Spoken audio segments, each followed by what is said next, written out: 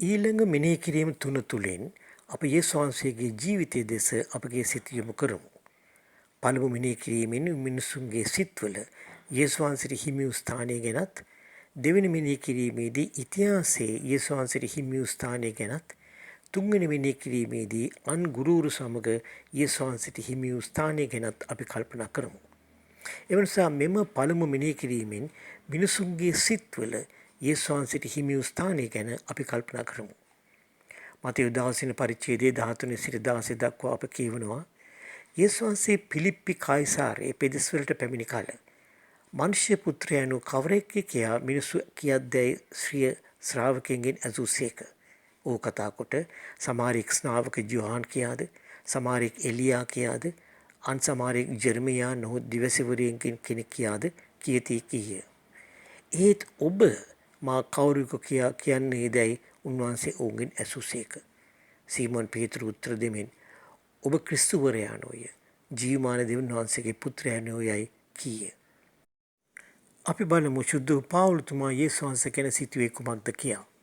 කොලොස්සේ 1:15-16 එතුමා ලිව්වා, ක්‍රිස්තුස් වහන්සේ අදෘශ්‍යමාන දෙවියන් වහන්සේගේ දෘශ්‍යමාන ස්වරූපයව මුළු මැවිල්ලේ අගතැන් ගන්නාසේක. දැන් අපි මෑත ඉතිහාසයේ ජීවත් වූ ඇතැම් අය යේසුස් වහන්සේ ගැන සිතුවේ කුමක්ද කියා සලකා බලමු.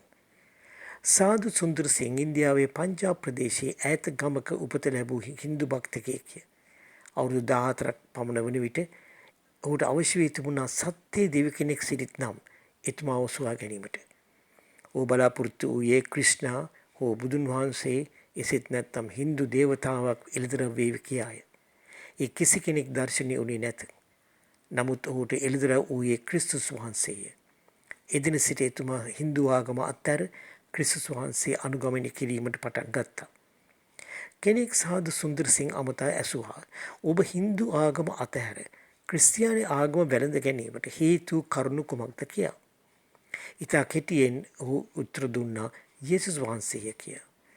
තවදුරටත් ඒ තැනැත්තා ඇසුවා, හින්දු ආගම තුළ නුදුටු යම්කිසි විශේෂ ඉගැන්වීමක් හෝ න්‍යායක් හෝ ඔබ ක්‍රිස්තියානි ආගම තුළ දුටුවාද කියා. එතුමා පිළිතුරු දෙමින්, විශේෂ ඉගැන්වීමක්වත් න්‍යායක්වත් නොවේ. මට ජීවමාන යේසුස් වහන්සේ හමු වුණා. ප්‍රශ්නය ඇසූ තැනැත්තා එම පිළිතුරු වලින් සෑයීමට පත් වුණේ නැහැ. ඔහු නැවතත් මෙසේ කිව්වා, මට සමා වෙන්න. මම හිතන්නේ නෑ මම මාගේ ප්‍රශ්නය හරියට ඔබට ඉදිරිපත් කරනවා කියා. ඒත් මට කියන්න, හින්දු ආගම තුළ නුදුටු කුමන දර්ශනයක් ඔබ ක්‍රිස්තියානි ආගම තුළ දුටුවාද කියා. එතුමා නැවතත් පිළිතුරු දෙමින්, විශේෂ දර්ශනයක් නොවේ. මට ජීවමාන යේසුස් වහන්සේ හමු වුණා. සාදු සුන්දර සිං ක්‍රිස්තියානි ආගම තුළ දුටුවේ විශේෂ ඉගැන්වීමක්වත් න්‍යායක්වත් දර්ශනයක්වත් වෙන කිසිවක්වත් නොවේ. ඒත් එතුමාට කිතුණු ආගම තුළ යේසුස් වහන්සේ හමු වුණා. ඇමරිකානු රෙපරමාදු සභාවට අයත් ආචාර්ය හෙන්රි වැන් ඩයික් දෙව්ගැතුමක් පැවසුවා, කිතුණු සුභාරංශය පුද්ගලයෙකු කේන්ද්‍ර කරගත් එකකි.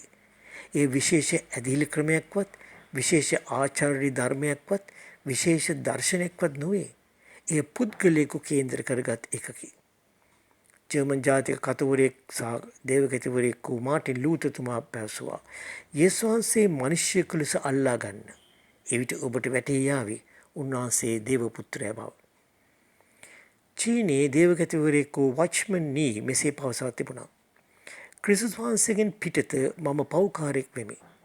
ක්‍රිස්තුස් වහන්සේ තුල මම ගැලවුම ලත් කෙනෙක් වෙමි. ක්‍රිස්තුස් වහන්සේගෙන් පිටත මම හිස් කෙනෙක් වෙමි. ක්‍රිස්තුස් වහන්සේ තුල මම පිරී සිටිමි.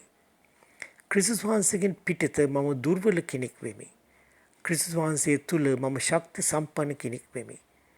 ක්‍රිස්තුස් වහන්සේගෙන් පිටත මට කිසිවක් කළ නොහැක. ක්‍රිස්තුස් වහන්සේ තුල මට ඕනෑම දෙයක් කළ හැක. ක්‍රිස්තුස් වහන්සේගෙන් පිටත මම පරාජිතයෙක් වෙමි.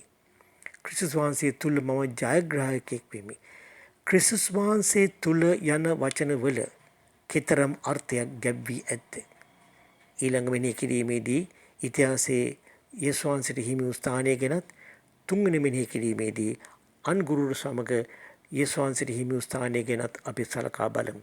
ඔබට ජේසුස් පිහිටයි. ආමේන්.